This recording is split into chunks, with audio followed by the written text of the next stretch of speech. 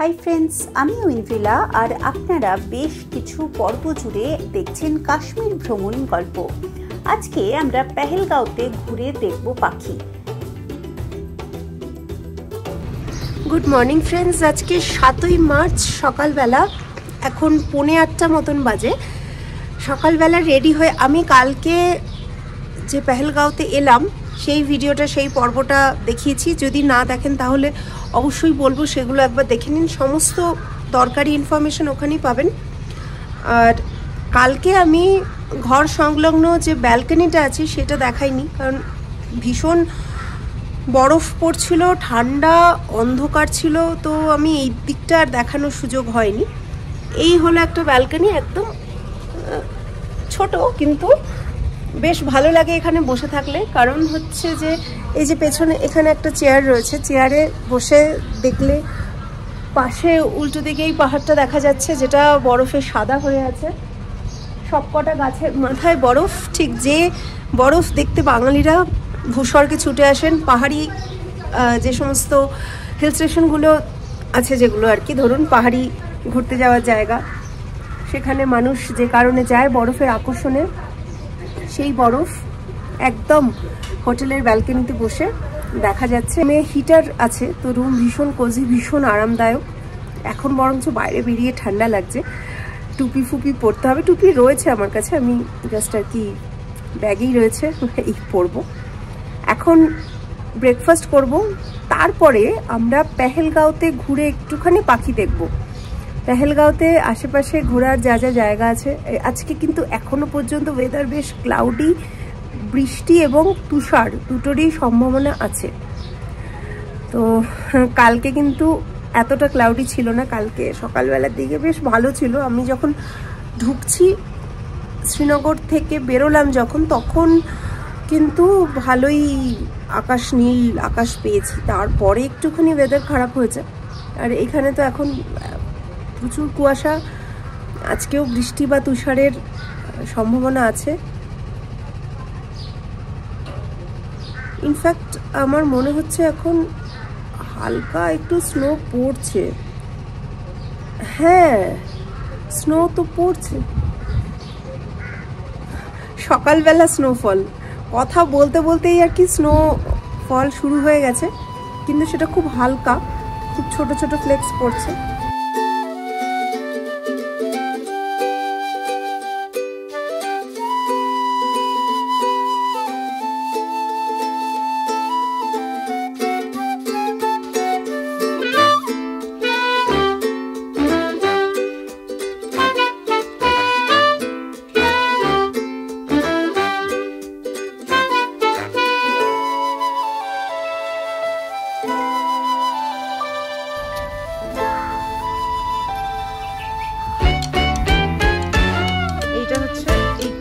Canteen, এখানে কালকে আমরা খেয়েছিলাম, মানে রেস্টুরেন্টে এখানেই খেয়েছিলাম। এটা হচ্ছে হোটেলটা, এই হোটেল থেকে বেরিয়ে এই একটুখানি রাস্তা হেঁটে এই ক্যান্টিনে পৌঁছতে হয়। এখানে পেছনটা আর কি হোটেল অতটা নেই বলে এই জায়গাটা বেশ সুন্দর লাগছে দেখতে। পেছনেই পাহাড় আর হালকা হালকা বরফ পড়ছে। কথা বলতে বলতেই বরফ পড়া স্টার্ট হয়ে গেছিলো।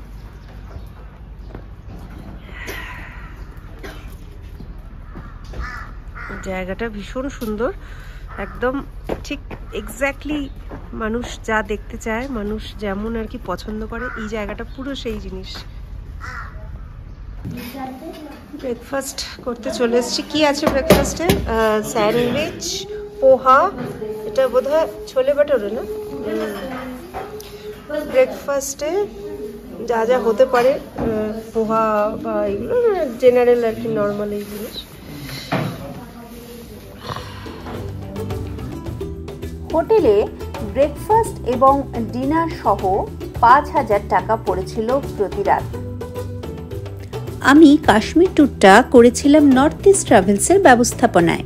ওনারা খুব ভালোভাবে আমাদের চাহিদা মেনে আমাদের বাজেট অনুযায়ী সব জায়গায় গাড়ি, হোটেল এবং গাইড ইত্যাদি ঠিক করে দিয়েছিলেন।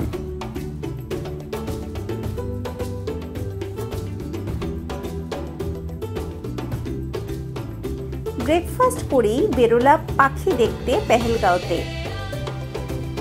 এখনো হালকা তুষারপাত হয়েই চলেছে। গাড়ির কাঁচ তুলে তারপর আমাদের যেতে হচ্ছিল। হালকা বৃষ্টিও পড়ছিল।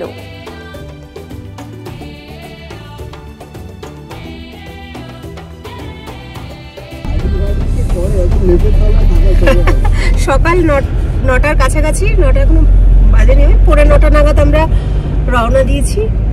পাখি দেখতে যাচ্ছি পেহেলগাঁওয়ের। খুব হালকা একটা দেখো মাইল্ড একটা সূর্য উঠেছে, সেটা একটু যদি এই জায়গাটা সুন্দর লাগছে না, সবকটা কোনো পার্ক টাইপের সবকটা। হ্যাঁ, আইসক্রিম লাগছে, মনে হচ্ছে সব কাঠি আইসক্রিম। না না, এমনি এমনি আইসক্রিম, এই চকলেট আইসক্রিম, তার উপরে আর কি একটুখানি নারকেল কুচি দিয়ে আগে ছোটবেলায় বিক্রি হতো আমাদের। এখন আর নারকেল কুচি আইসক্রিম পাওয়া যায় না।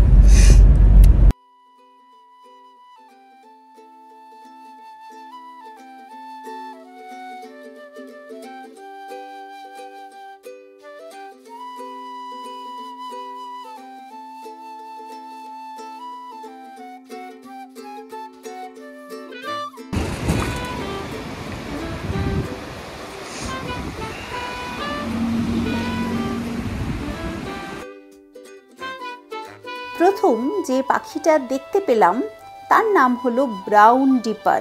এই পাখিকে পাল্লাস ডিপার, এশিয়ান ডিপার বা এশিয়াটিক ডিপারও বলা হয়। দেখতে অনেকটা থ্রাশের মতন হলেও এই পাখির গায়ের রং চকলেট ব্রাউন। পিঠের দিকে এবং বুকের কাছে এই ব্রাউন রংটা একটু হালকা। এই পাখি সর্বাধিক 22 সেন্টিমিটার এবং 87 গ্রাম ওজনের হতে পারে। একটা খুব ইন্টারেস্টিং ব্যাপার হলো যে ব্রাউন ডিপার যখন নেস্টিং করে তখন কিন্তু সে জলের গভীরে ডুব দিয়ে দিয়ে একটু বড় খাবার তুলে আনার চেষ্টা করে, কারণ তাদের নিজেদের জন্যেও এবং তাদের বাচ্চাদের খাওয়াবার জন্যেও। এই ব্যাপারটা মোটামুটি ডিসেম্বর থেকে এপ্রিল পর্যন্ত চলতে পারে। তাছাড়া অন্যান্য সময় কিন্তু ব্রাউন ডিপার কম জলে একটু ঘুরে ঘুরে বা খুঁটে খুঁটে খাবার খায়। তাই এই পার্টিকুলার বিহেভিয়ারটা দেখার পর আমরা নিশ্চিত হয়ে গেলাম যে এই ব্রাউন ডিপারটা আশেপাশে কোথাও নেস্টিং করেছে। তারপরে এর নেস্ট সাইটটাও দেখতে পেয়েছিলাম।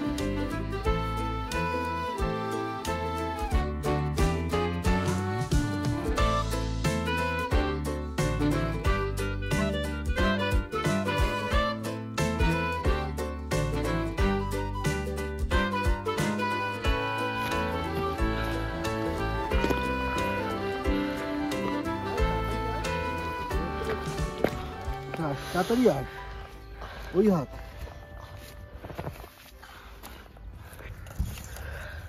ক্যামেরা সামলে ঐশিক। এরপর পেহেলগাঁওতে ঘুরতে ঘুরতে আরও এক জায়গায় গেলাম।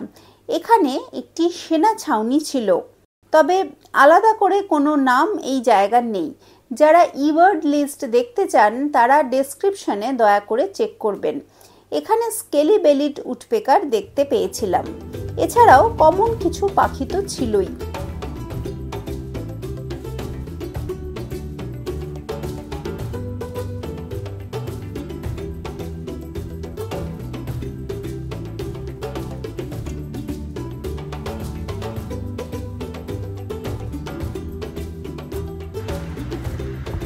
প্রত্যেকটা মোড়, প্রত্যেকটা জায়গায় আর কি পিকচারেস্ক, তাই না? চিত্রপম।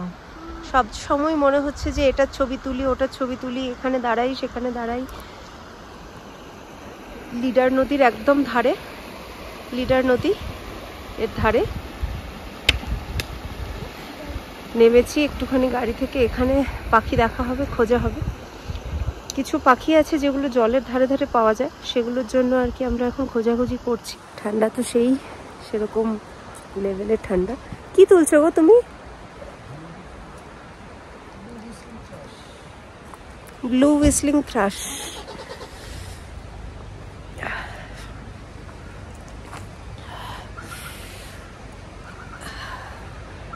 দারুণ সুন্দর চারপাশটা, কত দেখাবো। ব্লু হুইসলিং থ্রাশ উত্তরবঙ্গ এবং সিকিমে অনেক জায়গাতে হয়তো আপনারা অনেকেই দেখেছেন। সকালবেলা এবং সন্ধেবেলা এই ব্লু হুইসলিং থ্রাশের সুন্দর সুরেলা গান আমরা হয়তো অনেক সময় শুনি। আমি অনেক সময় দেখেছি উত্তরবঙ্গ বা সিকিমের পাখিগুলি একটু লাজুক হয়। তুলনামূলকভাবে আমার মনে হলো কাশ্মীরের পাখিগুলো একটু কম লাজুক। এই পাখি কিন্তু ওল্ড ওয়ার্ল্ড ফ্লাই ক্যাচার ফ্যামিলির মধ্যে পড়ে। আপনারা অনেক সময় হয়তো দেখেছেন পাখির ক্ষেত্রে আমরা নিউ ওয়ার্ল্ড এবং ওল্ড ওয়ার্ল্ড এই দুটো শব্দ ব্যবহার করি। নিউ ওয়ার্ল্ড বলতে উত্তর আমেরিকা, দক্ষিণ আমেরিকা এই অংশটা বোঝানো হচ্ছে। এই জায়গাগুলো বাদ দিয়ে বাকি সমস্ত পৃথিবীর স্থলভাগ কিন্তু পুরনো পৃথিবী বা ওল্ড ওয়ার্ল্ডের আওতাভুক্ত। এত সুন্দর, এত অপূর্ব এই জায়গাটা না, আমার মানে ভাষায় প্রকাশ করতে পারবো না, এত সুন্দর লাগছে।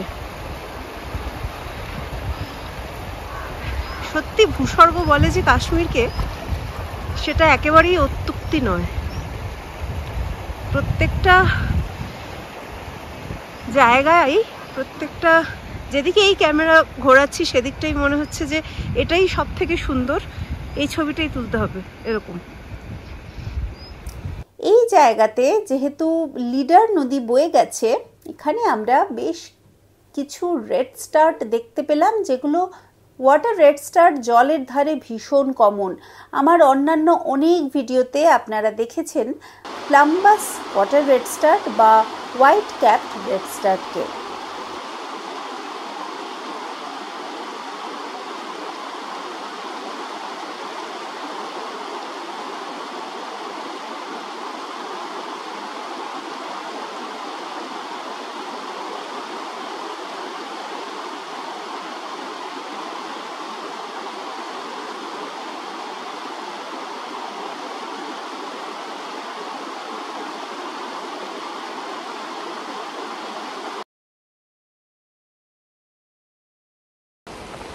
কি সুন্দর জায়গাটা না, অসাধারণ।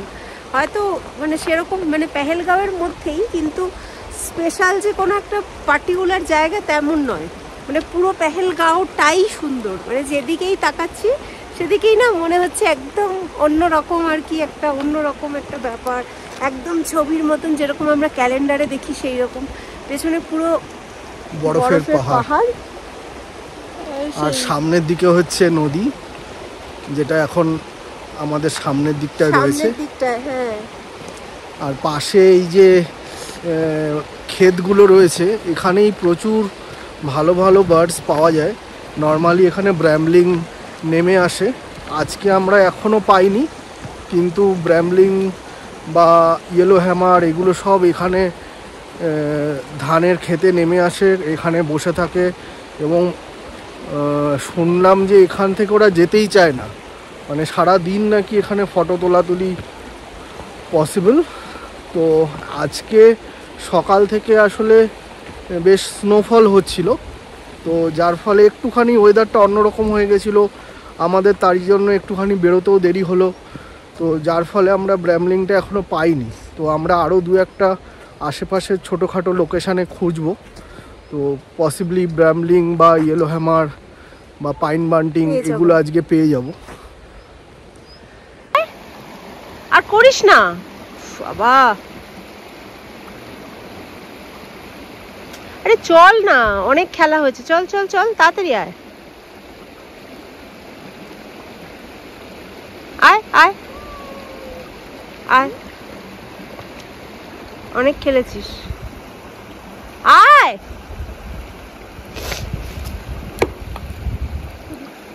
এবার আয়, আন্না আন্না আয় আ।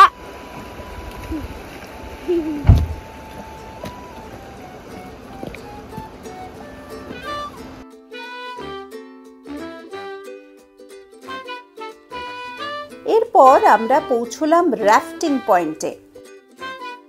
এই জায়গাটা কিন্তু বেশ সুন্দর, একটা ছোট্ট ব্রিজ আছে।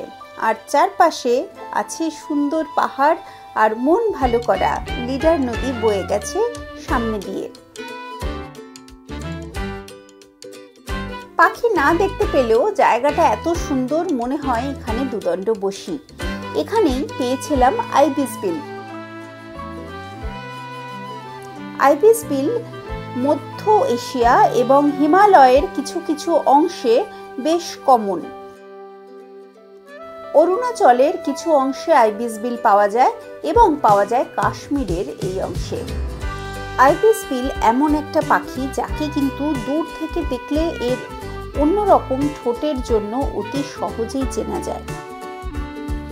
যারা সেভাবে পাখি দেখেন না তারা আইবিস বিল এই জায়গায় দেখেছেন কিনা আমাকে কিন্তু অবশ্যই জানাবেন, কারণ আইবিস বিল খালি চোখে দেখতে পাওয়া যায়। এটা মোটামুটি 15 থেকে 16 ইঞ্চি মতন লম্বা হয়। মোটামুটি 25টা মতন আইবিস বিলও একসাথে দেখতে পাওয়া যায়, তবে এখানে এই মুহূর্তে এত আইবিস বিল নেই। এরা মোটামুটি যখন ব্রিডিং করে তখন একা একাই থাকে, অর্থাৎ একটা পেয়ার হয়ে থাকে। এরা মানুষ দেখলে কিন্তু লজ্জিত হয় না, সাঁতার খুব ভালো দেয়, আর এরা নদীর এক পার থেকে আরেক পার সাঁতার দিয়েই যেতে পছন্দ করে, উড়ে যাওয়ার থেকে অনেক বেশি পছন্দ করে। শীতকালে এই পাখি অনেকটা ইনঅ্যাক্টিভ হয়ে থাকে, আর যত ব্রিডিং সিজন কাছাকাছি চলে আসে তত এরা অ্যাক্টিভ এবং নয়েজি হয়ে ওঠে। এটা শুধু আইবিস বিলের ক্ষেত্রে নয়, সমস্ত পাখি কিন্তু ব্রিডিং সিজনে অনেক বেশি অ্যাক্টিভ, অনেক বেশি তাদের দেখতে পাওয়ার সুযোগ আছে। সেই জন্য আমি সবসময় বলি যে মার্চ এপ্রিল মাসে বেরোন, পাখি দেখতে যান, অনেক বেশি পাখি আপনার চোখে পড়বে। ওয়াইল্ড ইন্ডিয়া ট্রাভেলসে কাশ্মীর ভ্রমণের এই পর্বটা আমি এখানেই শেষ করছি। পরের পর্বে আমরা আরও কিছু পাখি দেখব। কেমন লাগলো এই ভিডিও আমাকে কিন্তু অবশ্যই জানাবেন কমেন্ট করে, এবং যদি ভালো লাগে আপনার বন্ধু এবং প্রকৃতি প্রেমী মানুষদের সাথে শেয়ার করুন। ওয়াইল্ড ইন্ডিয়া ট্রাভেলসকে অন্যান্য সোশ্যাল মিডিয়ায় যেমন ফেসবুকে, ইনস্টাগ্রামেও কিন্তু ফলো করতে ভুলবেন না।